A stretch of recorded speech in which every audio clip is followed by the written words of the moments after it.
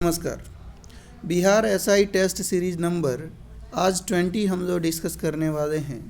Bihar SI के अलावा यदि आप किसी अन्य कम्पिटिटिव एग्ज़ाम की तैयारी कर रहे हैं जिसमें जीके और जीएस से क्वेश्चन आते हैं तो ये वीडियो आपके लिए काफ़ी इम्पोर्टेंट साबित होने वाला है।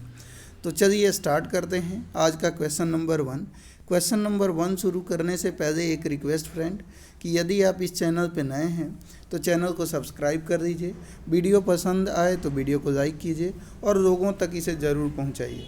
यदि आप इसका पीडीएफ चाहते हैं तो डिस्क्रिप्शन में हमारा टेलीग्राम का लिंक दिया गया है, वहां पे ज्वाइन हो जाइए, वहां पे आपको इसका पीडीएफ प्रोवाइड करा दिया जाएगा। तो क्वेश्चन नंबर 1 है, कंप्यूटर का जनक किसे कहा जाता है? तो चार्ल्स बेबेज को। जैसा कि आप जानते हैं कंप्यूटर का जनक चार्ल्स बेबेज को कहा जाता है। अब WWE की बात करें, वर्ल्ड वाइड वेब बोला जाए कि इसके फाउंडर कौन है, इसके जनक कौन है? तो टिम बर्नर्स-ली। ध्यान रखिएगा, WWE के फाउंडर हैं टिम बर्नर्स-ली, ये भी ध्यान रखना है। ईमेल की बात करें, ईमेल की किसकी बात करें? ईमेल। तो ईमेल का अगर पूछा जाए फाउंडर कौन है तो शिवा अदुरई हैं। कौन है? शिवा अदुरई। लेकिन अगर मान लीजिए कि शिवा अदुरई का नाम न दिया हो तो क्या करेंगे? तो आर टॉमिल्सन लगाएंगे। क्या लगाएंगे? R Tomlinson. ये भी बात ध्यान रखना है। आगे हम बात करें, अगर आपसे बोला जाए इंटीग्रेटेड सर्किट चिप, किसकी बात कर रहा हूँ मैं? तो इंटीग्रेटेड सर्किट चिप की बात करें, आईसीसी जिसे बोलते हैं, उसका अगर फाउंडर बोला जाए या उसका जनक बोला जाए तो आप क्या बोलेंगे? JS किल्वी को बोला जाता है। किसको बोला जाएगा? आईसीसी का जो जनक हैं वो कौन है? JS किल्वी। और ATM, ऑटोमेटेड टेलर मशीन, इसका फुल फॉर्म होता है। और ATM का अगर आपसे पूछा जाए जनक कौन है तो जॉन शेफर्ड बर्निस। क्या नाम है? John shepherd Bernice. तो ध्यान रखिएगा, ATM के जनक जो हैं वो जॉन शेफर्ड बर्निस हैं। कौन है? John shepherd Bernice. ये भी याद रखना है। सेलफोन की बात करें तो आप जानते हैं, अगर बोला जाए टेलीफोन तो अलेक्जेंडर ग्राहम बेल, ये तो आपको पता है। लेकिन सेलफोन अगर बोला जाए तो सेलफोन का ध्यान रखिएगा, Joel Engel and Richard Frenkiel. Joel Engel and Richard Frenkiel. आगे हम बात करें, अगला क्वेश्चन देख लेते हैं। कहा गया भारत में ज्ञानपीठ पुरस्कार पाने वाली पहली महिला कौन थी? तो चलिए ज्ञानपीठ पुरस्कार की बात करते हैं। तो ज्ञानपीठ पुरस्कार की शुरुआत होती है 1965 में और पहले व्यक्ति जिनको दिया जाता है जी शंकर कुरूप। पहले भारतीय, पहले पुरुष जिनको ये ज्ञानपीठ पुरस्कार दिया गया उनका नाम है जी शंकर कुरूप। और महिला की बात करें तो महिला है 1976 में आशापूर्णा देवी। क्या नाम है इनका? आशापूर्णा देवी।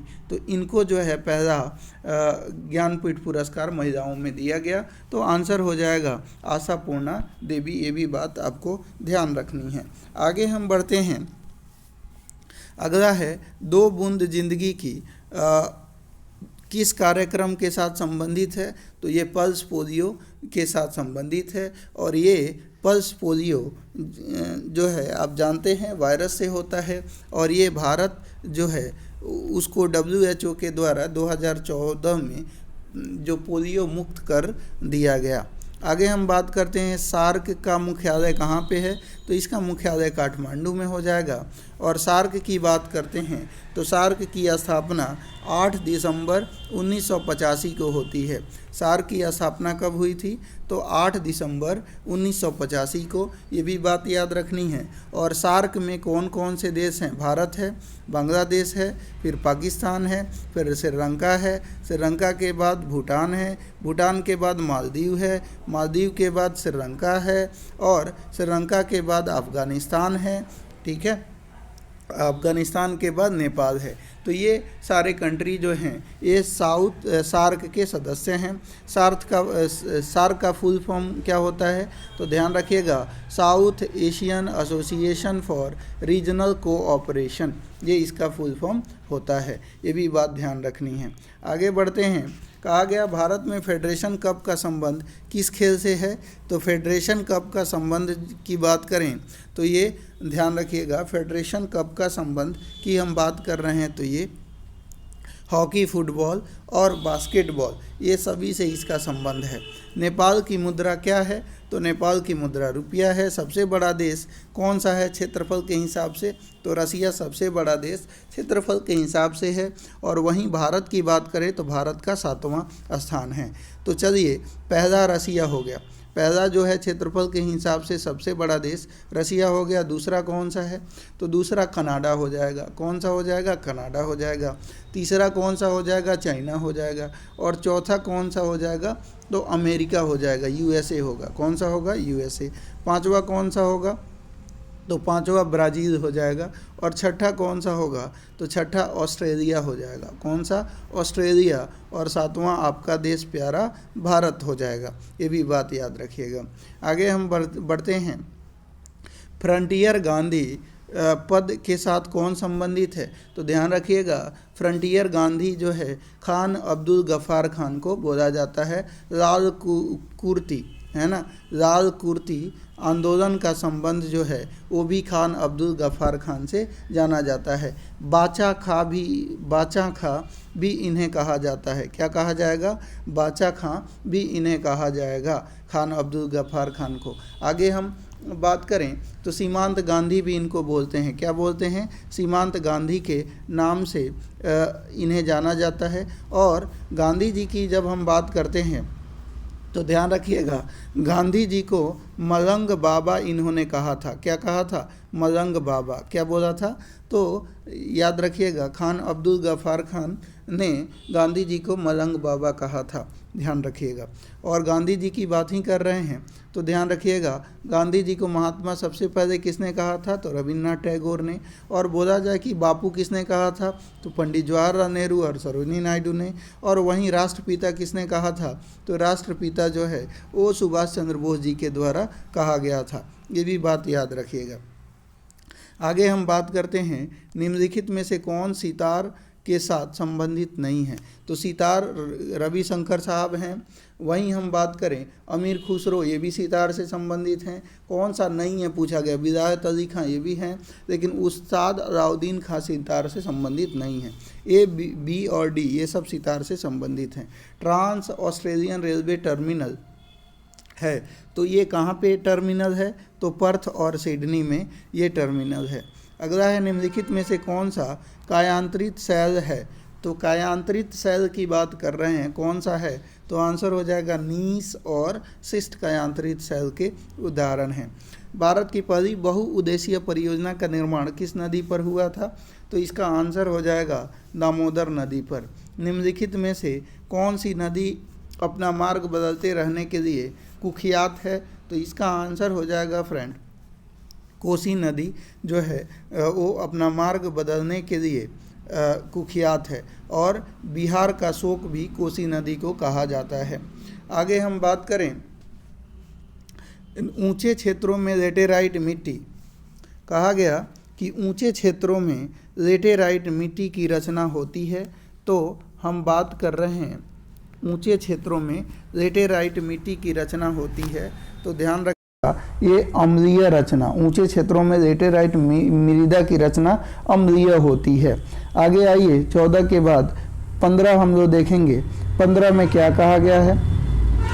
15 में कहा गया है कि निम्नलिखित में से कौन कहा गया कि निम्नलिखित में से किसका सह्याद्री पर्वतमाला, किसको सह्याद्री पर्वतमाला भी कहा जाता है? तो आंसर हो जाएगा विंध्य पर्वत को।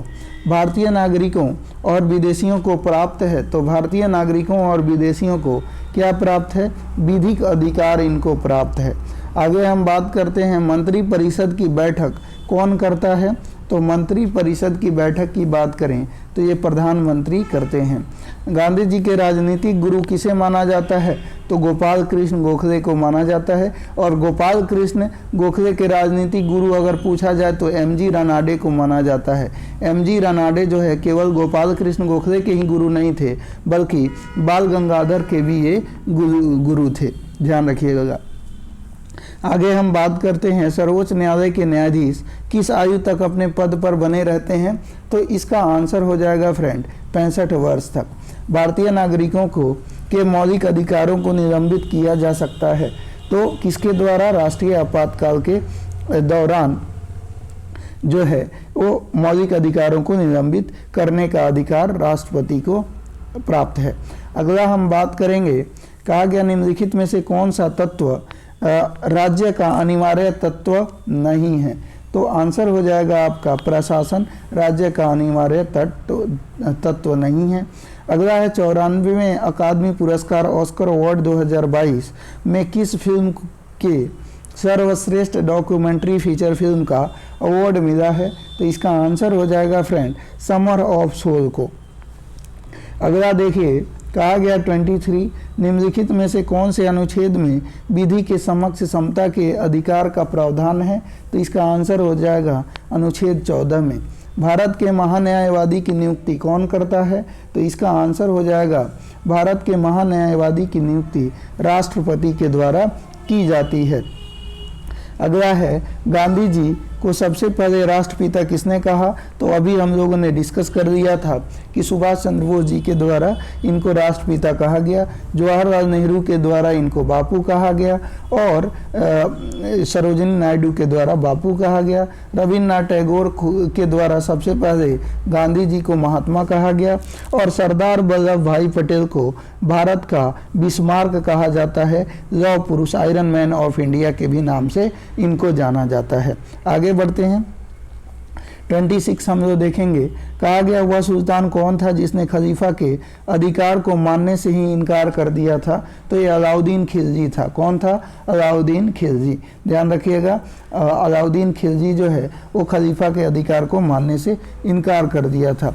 भारत में लौह युग जुड़ा हुआ है, तो भारत में लौह युग जुड़ा हुआ है वो चित्रित धूसर मृद भांडों के साथ। अगला आइए, अगला हम बात करते हैं, कहा गया कि एलोरा के प्रसिद्ध कैलाश मंदिर का निर्माण किस राजा ने करवाया था? तो इसका आंसर हो जाएगा फ्रेंड कृष्ण प्रथम राष्ट्रकूट का राजा था, इसने करवाया था। अगला है कि भारत में हरित क्रांति का एक और नाम है, तो हरित क्रांति का एक और नाम भारत में क्या है? तो बीज उर्वरता और सिंचाई क्रांति इसका एक और नाम है। आगे हम बात करें, ये कृष्णदेव राय की बात हम कर रहे हैं, तो ध्यान रखिएगा सबसे ताकतवर 1526 में बाबर भारत आता है और पानीपत का पहला युद्ध लड़ता है और उसमें जीतता है। फिर बाबरनामा एक किताब लिखी जाती है, तो बाबर उसमें उस समय भारत का सबसे ताकतवर राजा किसको बताया था? तो ध्यान रखिएगा वो भी कृष्णदेव राय प्रथम को ही बताया था, ध्यान रखिएगा। अगला है क्वेश्चन है कि यहाँ पे टेस्ट रैंकिंग में निम्न में से कौन सा भारतीय खिलाड़ी नंबर 1 ऑलराउंडर बन गया है? तो इसका आंसर हो जाएगा friend number 1 allrounder Ravindra Jadeja बन गए हैं। अगला है, डीआरडीओ ने कहां से मध्यम दूरी की सतह से हवा में मार करने वाली मिसाइल के सैन्य संस्करण का सफल उड़ान परीक्षण किया है? तो इसका आंसर हो जाएगा चांदीपुर ओडिशा से। अगला आइए, जब कोई न्यायालय आदेश द्वारा किसी लोक प्राधिकारी को उसका कर्तव्य करने के लिए निर्देश देता है, यदि उसके कर्तव्य पूरा न करने से याचिकाकर्ता को क्षति पहुंचती है, तो इस के लिए निम्नलिखित में से कौन सी याचिका कहते हैं? तो आंसर हो जाएगा फ्रेंड इसे परमादेश या मैंडमस के नाम से जाना जाता है। अगला है कि जिला न्यायाधीशों को कौन नियुक्त करता है? तो इसका आंसर हो जाएगा जिला न्यायाधीशों की नियुक्ति राज्यपाल के द्वारा होती है। सार्वजनिक परिवहन के साधन के तौर पर रोपवे शुरू करने वाला पहला भारतीय शहर कौन बना है? तो इसका आंसर हो जाएगा वाराणसी बना है। अगला है 35 क्वेश्चन देखते हैं। 35 में कहा गया कि भारतीय स्वतंत्रता संघर्ष के दौरान साइमन कमीशन का प्रायोजन क्या था? तो साइमन कमीशन का प्रायोजन की बात करें तो गवर्नमेंट ऑफ इंडिया एक्ट 1919 के क्रियान्वयन की जांच पड़ताल करना, ये इसका प्रायोजन था। 35 के बाद 36 देख लेते हैं। कहा गया दादा भाई नेरोजी द्वारा लंदन में ब्रिटिश जनता की राय को भारत के पक्ष में प्रभावित करने के लिए स्थापित संगठन क्या था? तो इसका आंसर हो जाएगा फ्रेंड ईस्ट इंडिया एसोसिएशन। अगला है कहा गया कि भारत के प्रथम अंतरिक्ष यात्री राकेश शर्मा निम्नलिखित में से किस एक स्थान से अंतरिक्ष के लिए रवाना हुए थे? तो इसका आंसर हो जाएगा ये बैंकानूर, रशिया का एक जगह है, वहाँ से ये रवाना हुए थे। आगे हम बात करें किस राज्य के हैदरपुर आर्द्रभूमि को रामसर साइट घोषित किया गया है? तो इसका आंसर हो जाएगा हैदरपुर जो है उत्तर प्रदेश में है, इसे रामसर साइट घोषित किया गया है। निम्नलिखित में से किस एक राज्य की सीमा झारखंड से लगी हुई नहीं है? तो आंसर हो जाएगा मध्य प्रदेश की। धौली गंगा और अलकनंदा का संगम कहाँ पर होता है? तो आंसर हो जाएगा फ्रेंड ये विष्णु प्रयाग में होता है। अगला है सुभाष चंद्र बोस ने भारतीय राष्ट्रीय कांग्रेस की अध्यक्षता को छोड़ने के बाद किस दल की स्थापना इनके द्वारा की गई? तो फॉरवर्ड ब्लॉक की स्थापना इनके द्वारा की गई। आगे हम बात करते हैं। कहा गया कि बिहार में पैरा खिलाड़ी प्रमोद भगत किस खेल से संबंधित थे? तो आंसर हो जाएगा ये पैरा बैडमिंटन से संबंधित थे। अगला है क्वेश्चन है कि निकासी सिद्धांत ड्रेन थ्योरी का शिल्पी और poverty and un British rule in India नामक पुस्तक के लेखक कौन थे? तो दादा भाई नेरोजी। 1892 में ध्यान रखिएगा कि ये जो है लिबरल पार्टी से जो है एमपी बने थे और ब्रिटिश पार्लियामेंट के मेंबर बने थे, यानी पहले भारतीय थे जो ब्रिटिश पार्लियामेंट के मेंबर 1892 में ये चुने गए थे ब्रिटेन की संसद में। ये बात ध्यान रखना है। दादा भाई नेरोजी को grand old man of India के भी नाम से जाना जाता है और बोला जाए कि जो कांग्रेस का 1886 में जो दूसरा अधिवेशन हुआ था उसके ये अध्यक्ष भी बनाए गए थे। भारी मोटर वाहनों के लिए डीजल तेल अधिक पसंद किया जाता है क्योंकि? तो डीजल तेल की बात करें तो ये अधिक पसंद किया जाता है। क्यों किया जाता है? क्योंकि उसमें अधिक क्षमता होती है और उसमें ईंधन की बचत होती है, इसलिए। अगला है जब लोहे में जंग लगता है तो उसका भार क्या होता है? तो बढ़ता है। क्या होगा? लोहे में जंग लगने से उसका भार जो होता है वो बढ़ता है, याद रखिएगा। निम्नलिखित में से वह धातु कौन सी है जिसका प्रयोग विद्युत चुंबक के रूप में नहीं किया जाता है? तो आंसर हो जाएगा तांबा का प्रयोग विद्युत चुंबक के रूप में नहीं किया जाता है। आगे हम बात करेंगे। कहा गया कि निम्नलिखित में से कौन सी गैस फलों को कृत्रिम रूप से पकाने में प्रयोग की जाती है? तो ध्यान रखिएगा फलों को कृत्रिम रूप से पकाना है तो एसिटिलीन गैस का प्रयोग किया जाता है। जब अगला है कि जब ध्वनि उत्पन्न करने वाले स्रोत ध्वनि से अधिक चाल से गति करता है तो हवा में आघात तरंगें उत्पन्न होती हैं। इन आघात तरंगों द्वारा निर्मित अत्यंत तीखी और तेज ध्वनि क्या कहलाती है? तो आंसर हो जाएगा सोनिक बूम कहलाती है।